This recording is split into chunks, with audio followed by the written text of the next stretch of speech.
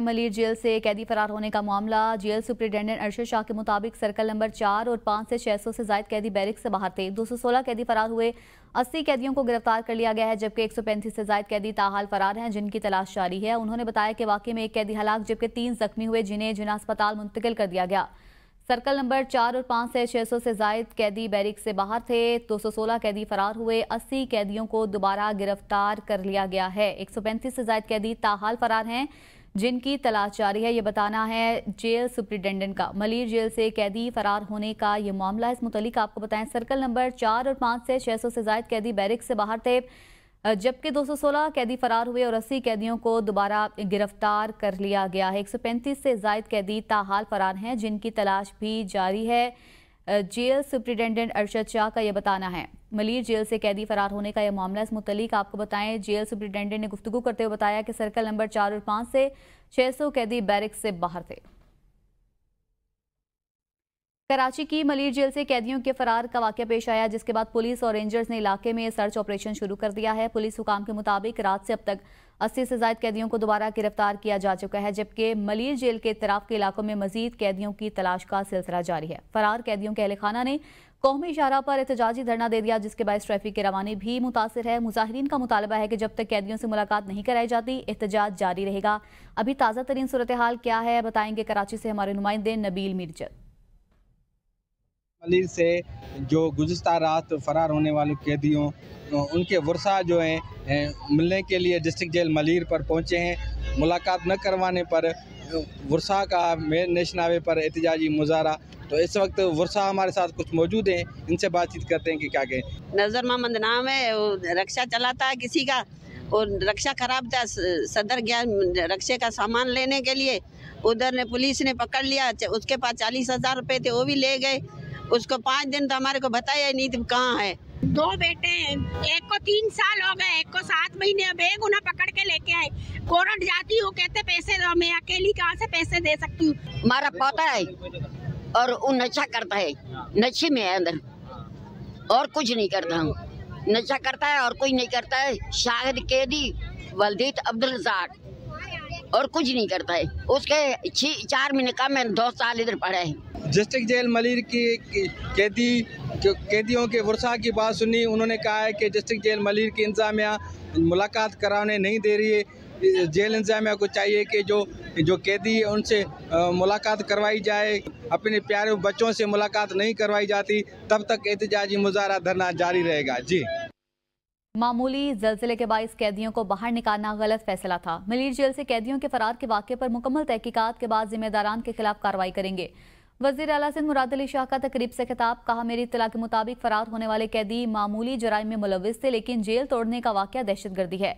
अगर कैदी रजाकाराना तौर पर वापस नहीं आते तो उन्हें गिरफ्तार करके मुतल्लिका दफात के तहत कार्रवाई करेंगे। कराची में ज़लज़ले से मुतल्लिका ज़लज़ला पेमा सेंटर के साथ राबिते में है। बजट से मुतल्लिक बताया कि 13 जून को बजट पेश करेंगे। विफाक से अपना हक मांगेंगे। हम किसी इदारे की निजकारी के बजाय पब्लिक प्राइवेट पार्टनरशिप के तहत चलाने के हक में हैं। कह रहे हैं कि हम ये दोनों इदारे, जहाँ तक कि मलिर का वाक़या ये गलत फैसला था और ज़रूर इस पर सज़ा मिलेगी उन लोगों को जिन्होंने ये फैसला किया। मैंने साइस्मोलॉजिस्ट से बात की हुई और हम उसको फॉलो कर रहे हैं। इस वाक़े की तो तहकीकात भी होंगी, जिनको सज़ा मिल रही है उनको सज़ा भी मिलेगी। जो कैदी भाग गए मोस्टली ये पेटी क्राइम्स वाले थे, वो वापस सरेंडर कर लें, नहीं तो ये जेल तोड़ने वाला जो है वाक़या उसमें उनकी इन्वॉल्वमेंट आएगी, तो फिर वो टेररिज्म के जो ये पेटी क्राइम्स में इन्वॉल्व थे इनके ऊपर बहुत बड़े केस बन जाएंगे। 13 जून को इंशाल्लाह बजट हम पेश करेंगे और ये हमने वफाक से कहा हुआ है। कई अरसे से कह रहे हैं कि हम ये दोनों इदारे प्राइवेटाइज नहीं करेंगे, जैसे कि इलेक्ट्रिक की, हम पब्लिक प्राइवेट पार्टनरशिप में। कराची में इतवार से अब तक 18 बार ज़लज़ले के झटके महसूस किए गए। Early tsunami warning cell Karachi ने आदाद शुमार जारी कर दिए। सबसे ज़्यादा शिद्दत का ज़लज़ला 3.6 मैग्नीट्यूड का रिकॉर्ड किया गया। सबसे कम शिद्दत का ज़लज़ला 2.1 मैग्नीट्यूड रिकॉर्ड किया। ज़लज़ले के 11 झटके ज़िला मलीर में रिकॉर्ड हुए, जबकि दीगर ज़लज़ले के झटके कोरंगी के जनूब मगरबी हिस्से और DHA के शुमाल मशरकी हिस्से में महसूस किए गए हैं।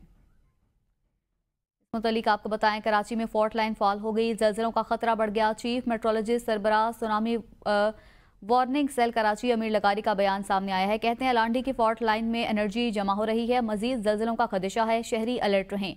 कायदाबाद गडाप टाउन में भी जल्जले के झटके महसूस किए गए। फॉल्ट लाइन से एनर्जी का अखराज, जल्जलों का सिलसिला रुक नहीं रहा। कुछ देर कबल आए जल्जले के झटके से मुतल्लिक रिपोर्ट आना अभी बाकी है। यहाँ मुतदिल शिद्दत के जल्जले रिपोर्ट होते हैं। फॉल्ट लाइन में एनर्जी जमा होती है, आहिस्ता आहिस्ता एनर्जी रिलीज हो रही है। 1 से 2 दिन तक शहर में जल्जले के झटके महसूस किए जाएंगे। फॉल्ट लाइन को मामूल पर आने में चंद रोज लग सकते हैं। आगे बढ़ेंगे, आपको बताएं वज़ीर आज़म शहबाज शरीफ आज पेशावर का 1 रोज़ा दौरा करेंगे। विफाकी वज़रा भी वज़ीर आज़म शहबाज शरीफ के साथ होंगे।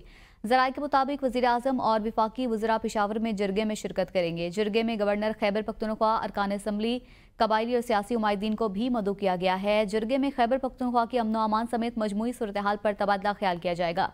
जरगे में सूबा खैबर पख्तूनख्वा के उमायदीन को मुख्तलिफ उमूर पर एतमाद में लिया जाएगा। पाकिस्तान क्रिकेट बोर्ड ने इस्लामाबाद रीजनल क्रिकेट एसोसिएशन के सदर शकील शेख समेत तमाम ओहदेदारों को ओहदे से फारिग कर दिया। इस्लामाबाद की तमाम जोनल और रीजनल क्रिकेट एसोसिएशंस के इंतखाबात कलअदम करार दे दिए गए। पीसीबी ने मार्च 2023 के इंतखाबात को गैर मौसर करार देते हुए तमाम मुंतखब ओहदेदारों को फौरी तौर पर दफातर से दस्तबरदार होने का हुक्म दिया है। ये फैसला 27 मई के इंडिपेंडेंट एडजुडिकेटर के फैसले की रोशनी में किया गया। पीसीबी ने इस्लामाबाद की तमाम क्रिकेट एसोसिएशंस के उमूर फौरी बंद करने की हिदायत भी जारी की है। Notification director domestic cricket Abdullah Khurram Niazi की जानिब से जारी किया गया है। इस मुतलिक आपको बताएं मार्च 2023 के इंतखाबात कलअदम करार मुंतखब ओहदेदारों को फौरी दस्तबरदार होने का हुक्म दिया गया है, जबकि नोटिफिकेशन भी इस हवाले से जारी कर दिया गया है। पीसीबी ने इस्लामाबाद क्रिकेट एसोसिएशन के तमाम ओहदेदार बरतरफ कर दिए हैं। शकील शेख समेत तमाम ओहदेदारों को ओहदे से फारिग कर दिया गया है। इसी पर बात करेंगे हसनैन लियाकत से। हसनैन, क्या कहेंगे इस पर? जी रिदा, बिल्कुल आपने ठीक कहा है। पीसीबी ने इस्लामाबाद के जितने भी रीजन के ओहदेदार हैं उन सबको फारिग कर दिया। ये बेसिकली एक केस चल रहा था जो कि जे ग्रुप ने किया था शकील शेख साहब इन कंपनी के ऊपर, और पहले ये केस इस्लामाबाद हाई कोर्ट में चलता रहा। फिर इस्लामाबाद हाई कोर्ट ने कुछ अर्सा समाअत करके इस केस को पाकिस्तान क्रिकेट बोर्ड को रेफर कर दिया था, और पाकिस्तान क्रिकेट बोर्ड ने आज़ाद जजेस का पैनल बैठा के इस केस के हवाले से फैसला किया। और अब जब ये फैसला आ चुका है उस कमेटी की जानिब से, तो फिर अब पीसीबी की जानिब से बाज़ मेंबरान तो ऐसे थे जिन्होंने ऑलरेडी इस्तीफा दे दिया था, उनको तो उन्होंने बिल्कुल साइड लाइन पे किया, लेकिन बाज़ मेंबरान ऐसे थे जिनका इस्तीफा भी आना था और जिनके ऑफिसेज भी अभी खाली करवाने थे। फिर पाकिस्तान क्रिकेट बोर्ड ने कल एक नोटिफिकेशन जारी किया, उन तमाम तर मेंबरान को फिलफोर अपने ओहदे से उन्होंने हटाने का नोटिफिकेशन भी जारी किया, और साथ साथ उनसे ये भी दरख्वास्त की कि जल्द अज जल्द अपने जो ऑफिसेज हैं उनको भी खाली कर दिया जाए। तमाम मेंबरान को फिलफोर हटाने का नोटिस जारी कर दिया है। स्पोर्ट्स एंकर हसनैन लियाकत इस हवाले से आगाह कर रहे थे, बहुत शुक्रिया। इस्लामाबाद के सेक्टर G13 में कत्ल होने वाली टिकटॉकर सना यूसुफ के कत्ल का मुकदमा दर्ज कर लिया गया। मुकदमा सना यूसुफ की वालिदा की मुद्दत में दर्ज किया गया है। मुकदमे के मुताबिक पीर की शाम 5 बजे मुलजिम उनके घर दाखिल हुए। मुलजिम ने सना यूसुफ पर फायरिंग कर दी। 2 गोलियां सना यूसुफ के सीने में लगी, जबकि मुलजिम फायरिंग के बाद फरार हो गया। मुकदमे के मुताबिक सना यूसुफ को जख्मी हालत में अस्पताल मुंतकिल किया गया, ताहम सना जख्मों की ताब न लाते हुए दम तोड़ गई। मकतूला की वालिदा के मुताबिक मुलजिम को सामने आने पर शनाख्त कर सकते हैं। इस्लामाबाद पुलिस के मुताबिक सना यूसुफ का कत्ल गैरत के नाम पर नहीं किया गया।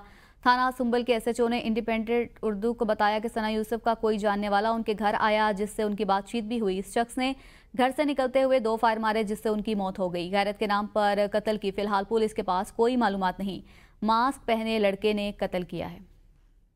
एक के बाद आपको बताएं, भारत के खिलाफ 96 घंटों की लड़ाई मुकम्मल तौर पर अपने वसाइल से लड़ी। पाकिस्तान और भारत के दरमियान तनाज़ात को हल करने के लिए कोई मौसर और मुनज़्ज़म तरीक़ेकार मौजूद नहीं। Chairman joint chiefs of staff committee general Shahid Shamshad Mirza ने बरतानवी नशरियाती इदारे को दिए इंटरव्यू में कहा, हमने सिर्फ पाकिस्तान की अंदरूनी सलाहियतों पर इन्हिसार किया।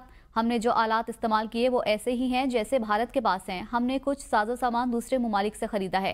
हंगामी राबतों के लिए सिर्फ DGMOs की हॉटलाइन पर ही इन्हिसार होता है। आपका वास्ता इंतहा पसंद जहनीत के साथ हो तो आलमी बिरादरी के पास मुदाखलत के लिए महदूद वक्त होता है। इस बार अमरीका और दीगर ममालिक ने जो किया वो मोहलत भी अब बहुत महदूद हो चुकी है। पाकिस्तानी पार्लिमानी वफ्द की क़यादत में बिलावल भुट्टो जरदारी ने अक़वाम मुत्तहिदा की सलामती कौंसिल के सदर कैरोलिन रोड्रिगेज से मुलाकात की है, जिसमें मसला कश्मीर, भारतीय इक़दाम और खित्ते में अमन व इस्तेहकाम पर तबादला ख्याल किया गया। बिलावल भुट्टो जरदारी ने भारत की जानिब से पानी को हथियार बनाने और बैनुल-अक़वामी मुआहिदों की खिलाफ वर्जी पर तशवीश का इजहार किया और मसला कश्मीर के मुनसिफाना हल के लिए भारत से जामिया मुज़ाकरात की ज़रूरत पर जोर दिया।